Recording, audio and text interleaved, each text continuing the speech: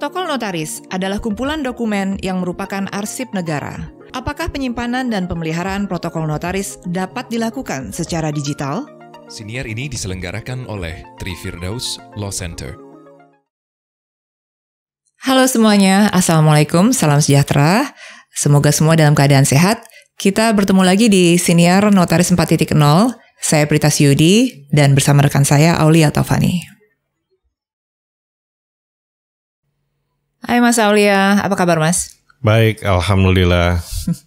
Mas, di episode kali ini kita akan membahas tentang penyimpanan protokol notaris gitu. Jadi membahas tentang protokol itu apa, kenapa kita harus simpan gitu ya, dan nanti kira-kira di era digitalnya itu bagaimana gitu. Tapi ternyata ini menjadi kewajiban yang tidak banyak diketahui oleh klien gitu. Klien kan biasanya datang, tanda tangan buat, tapi nggak tahu di balik layar tuh kita ngapain aja gitu. Makanya ada joke, ada lelucon Mas.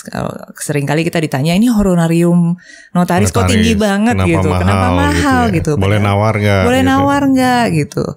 Padahal ada kewajiban besar di balik hanya membuat akte yang dilakukan oleh notaris ya Mas ya, termasuk juga penyimpanan protokol. Mungkin Mas Aulia bisa cerita dikit menjelaskan protokol notaris itu apa sih sebetulnya? Iya, jadi ini kan sesuatu yang mata rantai yang mungkin kita pernah bahas di episode yang awal ya, tentang notaris itu menyimpan suatu alat bukti yang sempurna nantinya. Jadi karena dia punya kelas sebagai alat bukti yang paling sempurna, maka ada prosedur bagaimana alat bukti itu nanti satu saat diambil ketika memang ada penyangkalan. Nah, sebenarnya nanti dokumen yang akan diambil itu yang kita kenal dengan minuta. Itu yang benar-benar ditandatangani oleh masing-masing pihak. Kemudian minuta ini disimpan oleh notaris dan ketika itu disimpan, maka itu sudah merupakan arsip negara.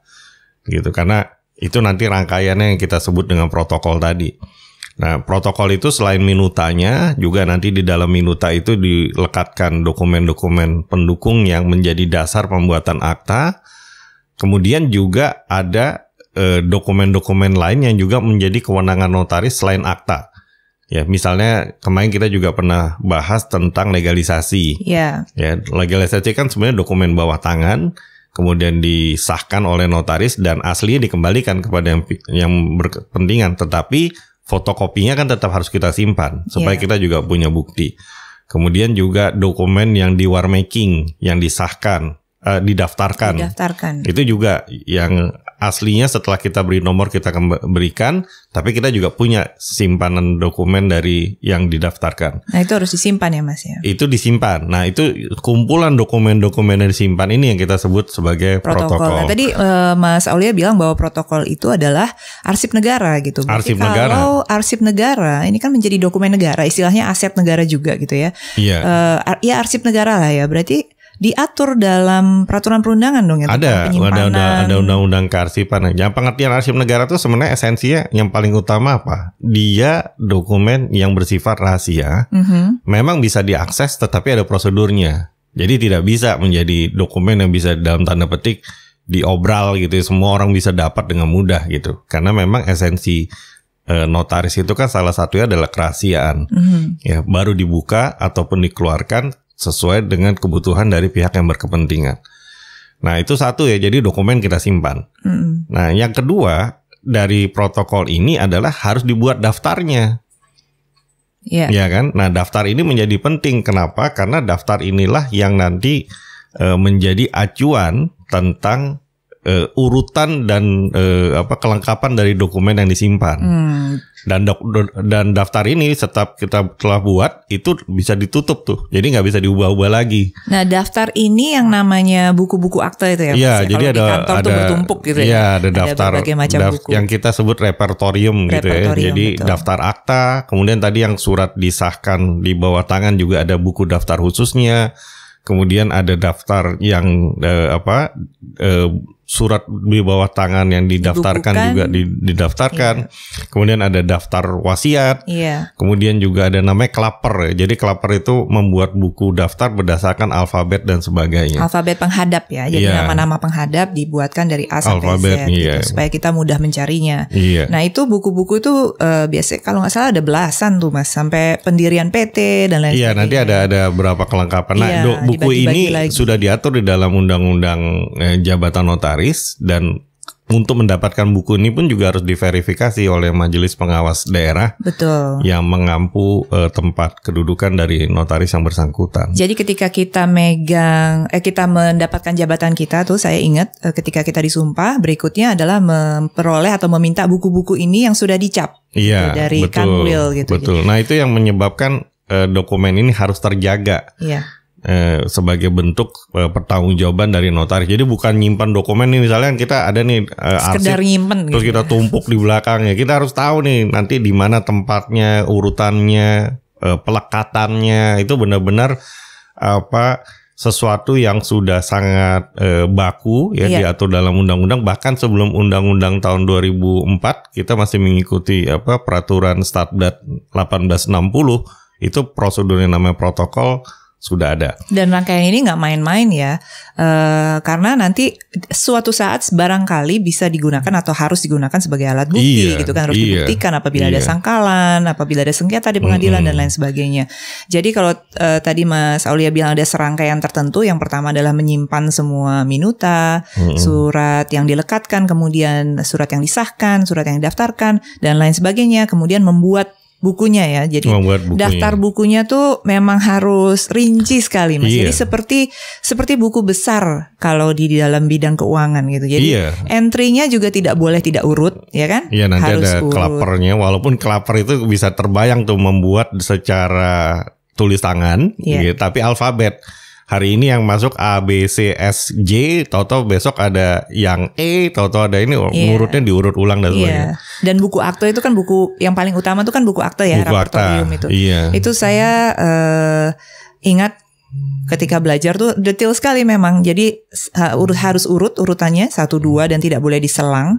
Begitu ada baris yang kosong harus dicoret. Harus dicoret. Tidak boleh di tip X ya kan Mas, bolehnya dicoret dan lain sebagainya. Ini semua untuk memastikan tidak boleh diubah data. Tidak boleh diubah, tidak boleh ada sisipan. Nggak boleh dimasukkan gitu ya. Jadi nanti kalau ada kebutuhan bikin akta notaris yang retroaktif, yang backdate, antidatum jadi istilahnya. Antidatum nggak bisa kan ya Mas, karena udah nggak ada ruang untuk mencatatnya di buku akta kita gitu. Nah bahkan misalnya juga ada pemalsuan akta. Ya jujur kan akta kita tiba-tiba ya bisa dipalsukan, berjalan sendiri dengan stempel Prita Suyudi atau Aulia Taufani. Stempelnya gampang tuh dibuat. Iya kan, covernya juga bisa ditiru gitu kan. Tapi begitu diverifikasi kembali ke kita, ini buku ini, akta ini palsu. Kenapa? Tidak ada di daftar kita. Betul. Gitu. Jadi daftar ini benar-benar untuk menjadi alat verifikasi. Nah, itu baru sampai mendaftar dan menyimpan. Sekarang bagaimana menyimpannya? Memelihara gitu ya. juga. Memeliharanya ya. Karena ini yang paling penting. Jujur, kalau itu misalnya kebanjiran, kalau itu misalnya kebakaran, atau karena usia tua bisa luntur ya, bisa lampuk, luntur, atau bahkan kena rayap dan sebagainya. Maka pemeliharaan ini kan tentunya perlu infrastruktur gitu. Jadi kantor notaris itu nggak bisa dibuat dengan coworking ya, atau kantor yang hanya space yang kecil, itu nggak bisa. Walaupun notarisnya mungkin notaris sama saksi 2 orang, 3 orang, 4 orang cukup. Tetapi dia harus punya tempat penyimpanan dengan infrastruktur yang memadai dan bisa dipertanggungjawabkan untuk rentang penyimpanan dokumen 25 tahun. Di kantor saya sampai ada ruangan khusus untuk penyimpanan. Jadi saya tambah mau tidak mau. Iya, mau nggak mau ruangan khusus untuk penyimpanan minuta-minuta dan lain sebagainya. Itu satu Bayangkan kalau hari ini kita punya space misalnya 3x2 gitu ya, untuk penyimpanan dokumen. Mungkin itu bisa cukup untuk 3 sampai 5 tahun. Begitu kita menambah, sementara dokumen yang ada kan belum bisa kita pindahkan ya. Tapi yang ada tuh dokumennya bertambah. Artinya kan space itu akan bertambah juga. Nah, ini padahal kita harus nyimpannya 25 tahun. 25 tahun. 25. Nah, ini juga yang penting. Dalam sekurangnya sekali setahun, kita tuh akan diperiksa oleh Majelis Pengawas Daerah untuk memastikan penyimpanan ini dilakukan dengan baik. dan terpelihara tadi. Ya, jadi ini menjadi satu esensi yang penting untuk bisa dipertanggungjawabkan. Ya, saya dalam praktek pernah terjadi itu Prita, di mana paling kelihatan ya kalau yang butuh waktu lama itu apa, wasiat. Ya, jadi wasiat itu pada saatnya kan akhirnya yang membuat wasiat meninggal dan wasiat itu perlu dibuka. Mau dijalankan. Memang ada buku daftar wasiat dan kita melaporkan ada yang wasiat ke Kementerian Hukum dan HAM. Tetapi kantor daftar wasiat itu tidak tahu isi wasiatnya. Iya. Dia hanya menyebut ada wasiat dibuat sama Aulia tanggal sekian dan sebagainya. Oleh siapanya ada, tapi isinya kan enggak. Nah isinya berarti kan kita harus membuka dari protokol atau dari data yang kita punya gitu. Karena kadang-kadang wasiat itu rahasia. Jadi ahli warisnya juga nggak tahu isinya gitu. Akhirnya datang ke notaris untuk tolong dong dibuka isinya apa. Dengan prosedurnya juga tuh kita harus ke Balai Harta Peninggalan dan sebagainya. Nah dalam konteks itu akhirnya ini dokumen yang kita simpan kita bongkar lagi. Kita cari lagi dokumen dan sebagainya. Itu wasiat. Terus juga saya kalau yang korporasi juga sering itu tentang jual beli saham ya, tentang RUPS yang mengatakan bahwa saya pada saat itu nggak datang kok gitu. Ketika harus menelusuri lagi gitu ya. Saya ingat waktu sebelum saya jadi notaris itu saya paralegal di suatu firma hukum gitu. Waktu itu ada krisis keuangan yang dipicu oleh sektor perbankan yang rush kalau nggak salah di tahun berapa saya lupa. 98, 99 saya rasa begitu. Nah ada due diligence kan yang harus dilakukan. Itu untuk mengetahui direksi waktu tertentu bilang apa itu kita harus menelusuri semua akta notaris yang berisi risalah rapat umum pemegang saham dan juga rapat direksi yang di jadi kami bekerja sama dengan notarisnya gitu ketika melakukan due diligence. Kebayang sih Mas. Nah kemudian protokolnya menarik bahwa kan notaris itu juga bisa pindah, bisa pensiun, atau mungkin juga meninggal dunia. Ya maka protokol ini juga harus dialihkan kepada notaris lainnya. Itu yang penting. Jadi tetap pokoknya harus dipegang selama 25 tahun ya, dari sejak akta tersebut dibuat atau surat tersebut dibuat. Nah Mas ini kan tadi infrastruktur kita sudah bahas ya mengenai tantangan infrastrukturnya gitu. Jadi kalau fisik bentuknya ya yang sekarang kita hadapi ini kita harus nambah kantor dan belum lagi resiko seperti hilang, rusak, kebakaran, banjir dan lain sebagainya. Kalau protokol ini dijadikan digital gitu Mas. Jadi kan banyak orang memang untuk menyederhanakan penyimpanan ini melakukan pemindaian ya, scan, kemudian disimpan taruh dari versi digital. Saya juga melakukan itu. Tetapi Undang-Undang Kearsipan itu menentukan bahwa walaupun telah dilakukan alih media, maka dokumen asalnya tetap tidak boleh dimusnahkan. Karena kalau ada pembuktian yang dicari kan dokumen asalnya bukan alih media. Misalnya uji forensik terhadap tanda tangan. Kalau sudah kita pindai menjadi satu dokumen yang di-scan, nggak kelihatan lagi apakah itu tanda tangan goresannya itu goresan asli atau enggak. Akhirnya kan kembali lagi kepada dokumen asal yang memang disimpan secara fisik itu. Jadi kalau sekedar penyimpanan mungkin inisiatif di kantor Mas Aulia, inisiatif di kantor saya bisa aja gitu ya untuk menambah keamanan gitu atau menambah backup pemeliharaan. Saya pindai dan saya simpan di dalam hard drive yang besar gitu. Atau di cloud gitu. Bukan berarti saya boleh membakar atau membuang minutanya Nggak bisa dimusnahkan. Karena buktinya yang nanti digunakan sebagai alat bukti yang dikatakan alat bukti yang sempurna itu adalah si minuta fisiknya tetap harus disimpan gitu ya. Kecuali kalau nanti solusinya adalah solusi yang digitalisasi tapi dari pangkalnya gitu Mas, dari aktanya itu digital. Di episode yang pertama kan kita bicara nih bahwa ketika kita bicara era 4.0 maka apabila nanti ada peluang legislasi terhadap perubahan undang-undang jabatan notaris, memang nanti dimulai dari aktanya dulu harus berupa elektronik atau digital. Karena dengan akta yang digital, maka tidak perlu lagi penyimpanan dokumen fisik. Karena penyimpanannya akan melakukan secara digital. Aku ulang ya, aku pastikan. Berarti aktanya digital ya, harus digital dulu. Bukan akta yang dicetak, ditandatangani, kemudian dipindai. Itu bukan dokumen elektronik ya Mas? Ya, sekali pangkalnya tanda tangan fisik, maka dokumen yang akan tetap disimpan adalah dokumen fisik. Jadi kalau satu saat kita memang ada penyimpanan dokumen secara digital, maka pangkalan dokumennya, aktanya pun harus digital. Nah, kalau saya bisa tarik benang merah nih Mas, dari yang penting bagi pemeliharaan protokol dan penyimpanan protokol itu kan tadi bahwa kita perlu transparansinya ya. Kita perlu bahwa data itu bukan data, protokolnya tidak diubah. Tidak dapat diubah. Dan terpelihara dengan baik. Dan gitu terpelihara. Kan. Itu kan 3 prinsip utama bisa dikatakan begitu ya. Kalau ada teknologi yang bisa mengakomodir atau bisa sama memenuhi prinsip-prinsip ini dan digital bentuknya gitu, kira-kira bisa dipakai nggak ya Mas?